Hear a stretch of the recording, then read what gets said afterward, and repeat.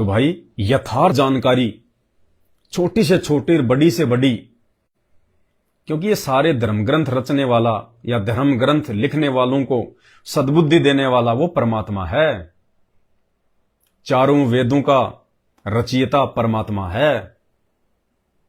वेद व्यास जी को सद्बुद्धि देकर 18 पुराण लिखाने वाला वो परमात्मा है। वरना यह काल कभी भी अपनी और अपने बेटों की गलतियां सार्वजनिक नहीं होने देता। लेकिन यह तो कबीर परमात्मा सतगुरु रामपाल जी भगवान की विशेष रजा, उनकी विशेष मेहर, जो परमात्मा ने इनकी गलतियां इन पुराणों में लिखवा दी। वरना आज कैसे भगवान को भगवान साबित करते, कैसे इनका चरित्र लोगों के सामने आता, दुनिया विश्वास ही नहीं कर पाती। इनको सुप्रीम मान के पूजती कि नहीं, श्री कृष्ण जी से बढ़ के कोई नहीं, श्री राम से बढ़ के कोई नहीं, श्री रामचंद्र जी। देखो काल हमारे को कैसे धोखे में रखता है। सबको पता है कि विष्णु का अवतार श्री राम था और विष्णु का अवतार श्री कृष्ण था, हैं? चाहे श्री कृष्ण कहो चाहे राम कहो, एक ही बात है, दोनों उसी के अवतार थे। अब एक जीवन में तो उस काल ने श्री विष्णु को श्री रामचंद्र जी के माध्यम से केवल एक ही शादी करवाकर सीता के साथ में पत्नी व्रता घोषित कर दिया कि राम के जैसा पत्नी व्रता कोई नहीं। जबकि उस समय तो राजा कई कई शादियां करते थे। खुद रामचंद्र जी के पिता दशरथ की 4 रानियां थी, और भी राजा लोग सैकड़ों शादियां किया करते थे। खुद रामचंद्र जी का ससुर राजा जनक, मिथिला का नरेश, 10,000 रानियां थी उसके, राजा जनक के। और रामचंद्र जी ने सीता जी के अलावा दूसरी शादी नहीं की। जबकि रामचंद्र जी चाहते तो रावण को युद्ध में हरा के रावण की सारी पत्नियों को अपनी पत्नी बना सकते थे। रामचंद्र जी ने और भी राजाओं को हराया, उनकी औरतों को भी अपनी औरत बना सकते थे। लेकिन देखो श्री रामचंद्र जी कितने बड़े पतिव्रता, कितने बड़े संयमी पुरुष, कितने अच्छे पुरुष, जिन्होंने केवल राजा होने के बावजूद भी एक ही शादी करी। तो एक जन्म में तो इस काल ने विष्णु को पत्नी व्रता बना दिया, बड़ा अच्छा करके पेश कर दिया। और उसी विष्णु को जब वो द्वापर युग में श्री कृष्ण के रूप में आया तो उसको व्यभिचारी बना दिया। व्यभिचारी एक नहीं, 8 तो खुद की पत्नियां, दिन रात भोग विलास में, 8 तो खुद की पत्नियां, और 16,100 एक राजा से युद्ध करके उसकी औरतों को अपनी औरत बना लिया। जो उस राजा ने कुछ एक को तो बंदी बना रखा था, उन औरतों को उस राजा की कैद से छुड़ा के श्री कृष्ण ने अपनी औरत बना लिया, उनके साथ में भोग विलास। और पता नहीं 1,73,000 कुछ बच्चे उन 16,000 औरतों से पैदा हुए थे। बताइए, एक जन्म में तो काल ने विष्णु को पतिव्रता बना दिया राम रूप में, और दूसरे जन्म में उसी विष्णु को श्री कृष्ण के रूप में व्यभिचारी बना दिया। सीमा ही नहीं, 16,108 रानियां, उसके बाद में कुब्जा के साथ किया वो अलग, गोपियों के साथ में जो किया करते थे वो अलग।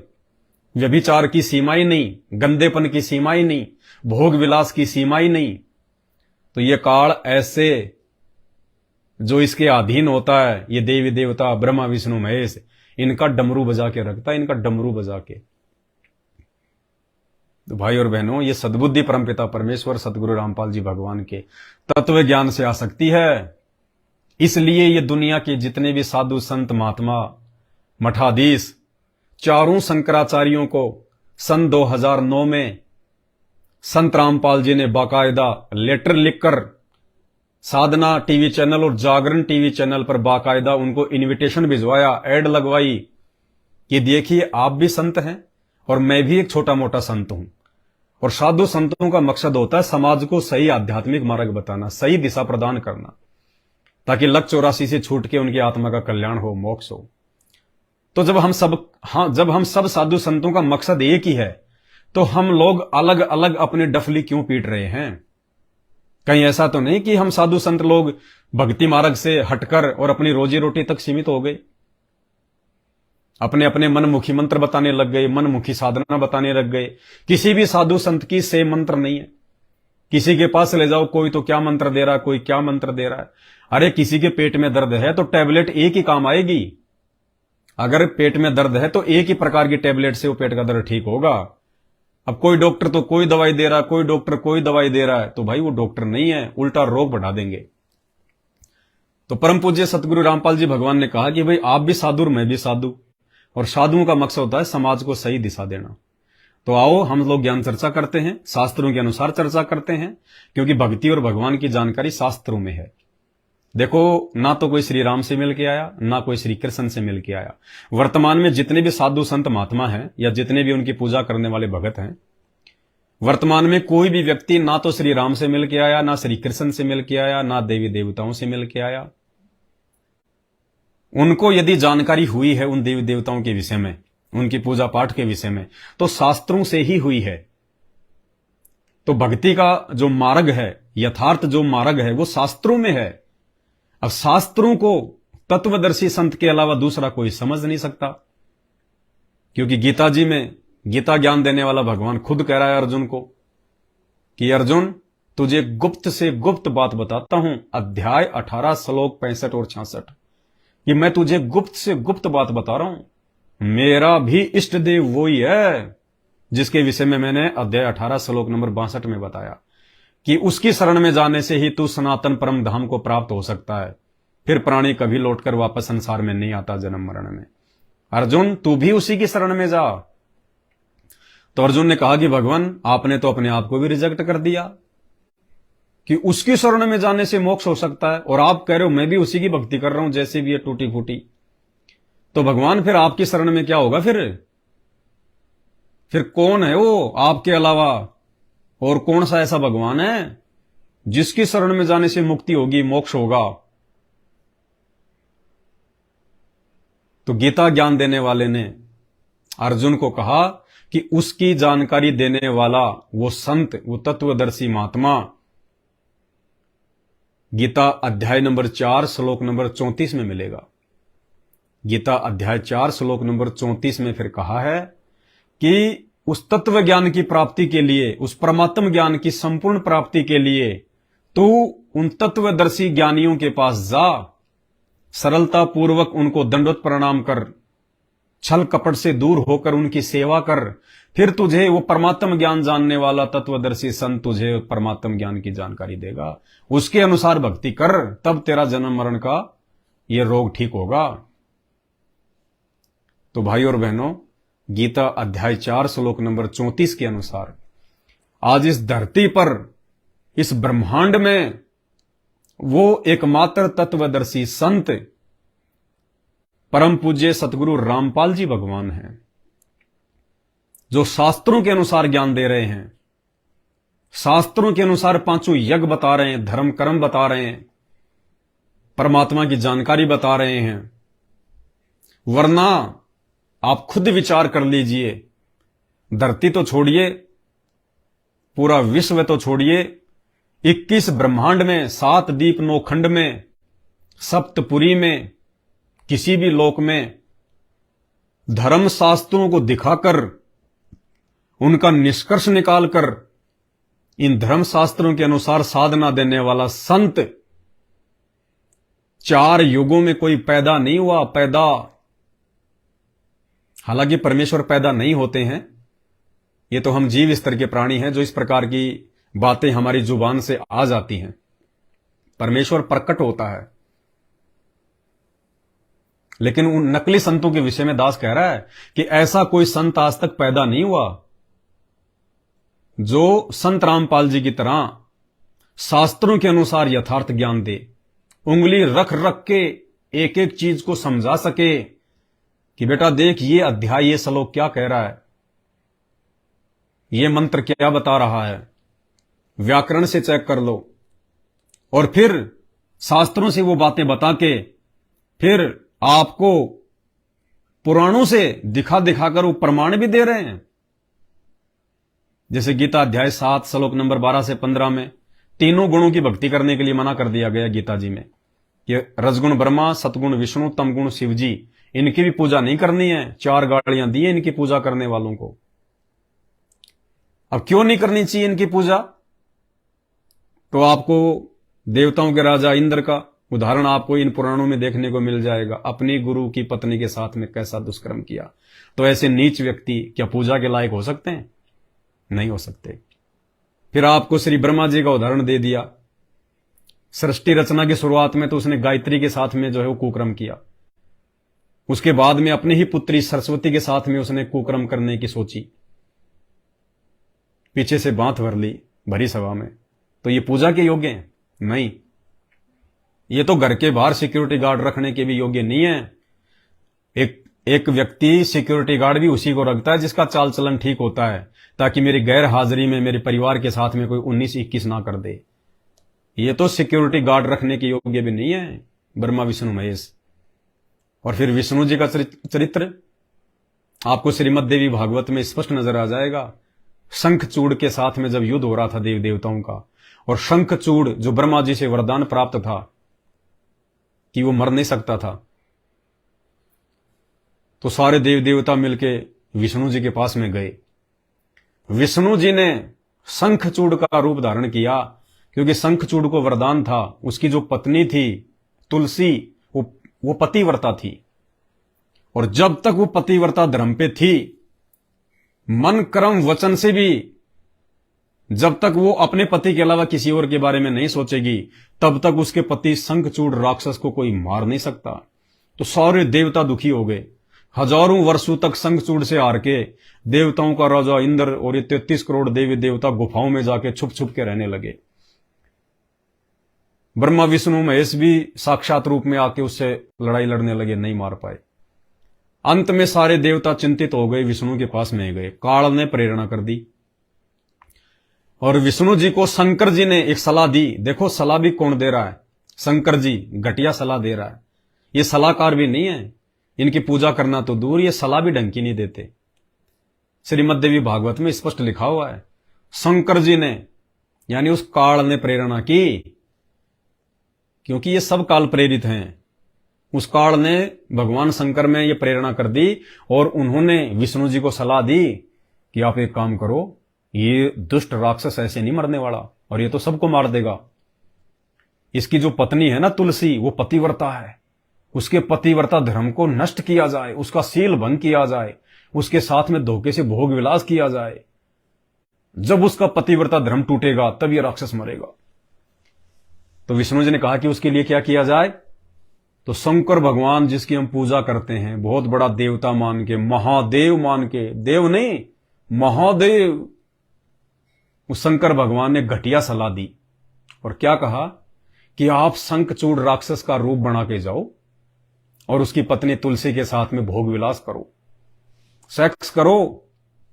जैसे उसका पति वर्ता धर्म टूटेगा, हम इसको इधर मार देंगे, ये कमजोर पड़ जाएगा, इसकी शक्तियां क्षीण हो जाएंगी। अब भगवान विष्णु जिसके हम मंदिर बना बना के पूज रहे हैं, भाई और बहनों विचार करो, जगत वालों आंखें खोलो। जिसको हम भगवान मान के पूज रहे हैं, जिसके हमने मंदिर बना रखे हैं, जिसको हम इष्ट मान के पूजते थे, वो विष्णु भगवान उस शंखचूड़ राक्षस का रूप बनाकर राक्षस की पत्नी के पास गया, और राक्षस की पत्नी ने ये सोचकर कि मेरा पति युद्ध में विजय होकर आ गया, ढोल नगाड़े बजाने वाले साथ लेके गया था माया से, और उसने शंखचूड़ राक्षस को अपना पति समझकर समर्पण कर दिया अहिल्या की तरह। और जैसे ही उसने उसके साथ भोग विलास शुरू किया, तो काल ने वो तुलसी के अंदर प्रेरणा कर दी कि मामला गड़बड़ है, ये तेरा पति नहीं है। तुलसी को महसूस हो गया कि मेरे पति जैसा भोग विलास के समय बर्ताव तो नहीं हो रहा, जरूर कुछ न कुछ गड़बड़ है। तो उसने ध्यान दृष्टि से देखा और कहा कि साफ साफ बता, सच सच बता, तू कौन है, वरना मैं अपने सतीत्व धर्म से तुझे अभी जलाकर भस्म कर दूंगी। अब विष्णु जी ने देखा बात बिगड़ेगी, क्योंकि भक्ति में बड़ी शक्ति होती है। तो उसी समय वो अपने विष्णु रूप में आ गया, और तुलसी जो है बड़ी वो क्रोधित हुई, और जैसे ही तुलसी ने जब उसको पहचाना कि ये तो उसको गालियां निकाल रखी हैं। आप टीवी सीरियल में देखना, टीवी सीरियल में भी जो है गालियां निकाल रखी हैं, अरे दुष्ट, अरे नीच, अरे छलिया, तूने मेरा पतिव्रता धर्म जो है भंग कर दिया, और उसको श्राप दिया। फिर तुलसी ने अब तुम भक्ति करते हो विष्णु जी की अपने श्राप कटवाने के लिए, और वो तुलसी ने खुद विष्णु को श्राप दिया, तुलसी का श्राप भोगना पड़ा विष्णु को। तो इस प्रकार फिर वो शंखचूड़ राक्षस मरा भगवान शंकर के ऐसे कुकृत्य के कारण, ऐसे नीच कर्म के कारण। तो भाई और बहनों, हम किसकी पूजा करें?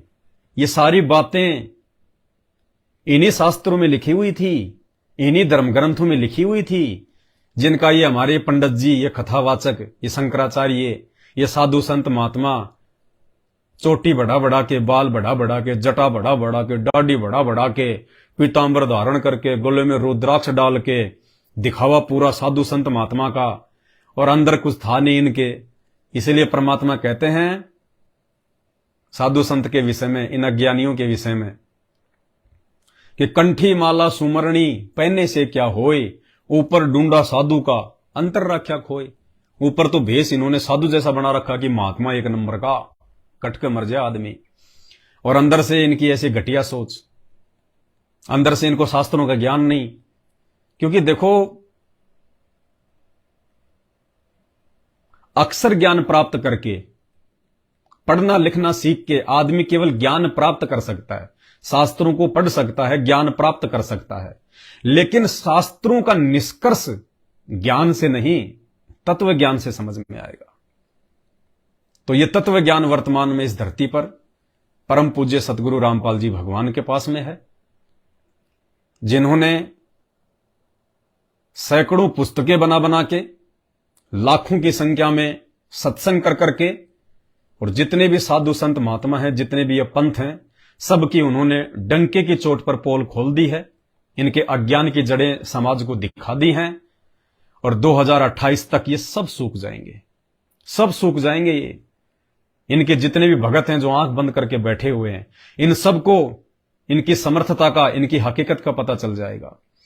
क्योंकि आने वाला समय, ये 4 वर्षों का समय महाविनाशकारी है, और हर भगत, हर अनुयायी अपने गुरुओं से उम्मीद लगाएगा, या जिन देव देवताओं की पूजा करता है उनसे उम्मीद लगाएगा कि शायद ये मुसीबत में रक्षा करेंगे। अरे हम लोग भक्ति क्यों करते हैं? हम भगवानों की भक्ति कोई खेत में हल जोतने के लिए थोड़ी करते हैं, मुसीबत के समय काम आए इसलिए तो करते हैं, और मुसीबत के समय ये काम आएंगे नहीं, क्योंकि इनकी सारी शक्तियां नष्ट हैं, क्षीण हैं। धरती पर पूर्ण परमात्मा प्रकट हो चुका है, देवी देवताओं की शक्तियां बिल्कुल नगण्य हैं। तो उस समय इनको कहीं भी अपनी सुरक्षा का, अपने परिवार की सुरक्षा का ठिकाना दिखाई नहीं देगा, और ये दर दर हंटते फिरेंगे, ये अकाल मौत मरेंगे, बाढ़ भूकंप से परेशान होंगे। उस समय जो वर्तमान में संत रामपाल जी के भगत हैं, जो भक्ति कर रहे हैं, सत्य भक्ति कर रहे हैं, मर्यादा में रह के भक्ति कर रहे हैं, गुरु को भगवान मान के कर रहे हैं, वो लोग उन आपत्ति और विपत्तियों के समय में ऐसे रहेंगे जैसे समुद्र के ऊपर नाव चलती है, डूबती नहीं है। गुरुदेव भगवान हमें ऐसे रखेंगे अपनी हथेली पे। उस समय दुनिया देखेगी कि यार ये कौन है, ये कौन से लोक से आए हुए प्राणी हैं, कहीं ये एलियन तो नहीं है। इनको ना कोई डर है, ना कोई भय है, दुनिया तो दाने दाने के लिए भटक रही है, ये लोगों को भंडारा करा रहे हैं, इनके घर में कहां से आ रहा है, इनके रसोई में कहां से आ रहा है। अब उनको नहीं पता चलेगा कि हमारे गुरुदेव भगवान जैसे मटका खाली होना होगा, आटे का भर देगा पीपा, तेल की कैन भर देगा, मिर्च मसाले भर देगा पैकेट, ऐसे के ऐसे नए के नए। ये वो समर्थ परमात्मा है। तो उस समय दुनिया की आंखें खुलेंगी कि भाई इनके गुरु पूरे, इनकी भक्ति पूरी, भाई ये सच्चे भगत। तो बिना कुछ बताए, बिना कुछ समझाए, बिना शास्त्र दिखाए, क्योंकि कहते हैं मुसीबत में तो आदमी गधे को भी बाप बना लेता है, जबकि संत रामपाल जी साक्षात परमात्मा है। लोग संत रामपाल जी के भक्तों में भी, भक्तों के पैरों में जो है वो पढ़ पढ़ के समय याचना मांगेंगे, अपनी जान की भीख मांगेंगे कि भगत जी बचा लो, भगत जी बचा लो। भगत जी कहेंगे भैया हमारे पैरों में पड़ने की जरूरत नहीं है, भगवान के पैरों में पड़ चल, अंदर परमात्मा का दरबार लगा हुआ है। और छोड़िए सारे विकार कुकर्म, छोड़ इन देवी देवताओं को। देख लिया तूने इनको, कहां छुप गए? कौन से दिन के लिए पूजा कर रहे थे इनकी? क्यों इनको लड्डुओं का भोग लगा रहे थे, इनको झूले में झुला रहे थे? आज तुम्हारे को ये इस काल के झूले में झूलने के लिए छोड़ दिया इन्होंने अकेला। तो उस समय जो लोग बचेंगे, जिनमें धार्मिकता होगी, उनको परमात्मा अपनी भक्ति से जोड़ लेगा।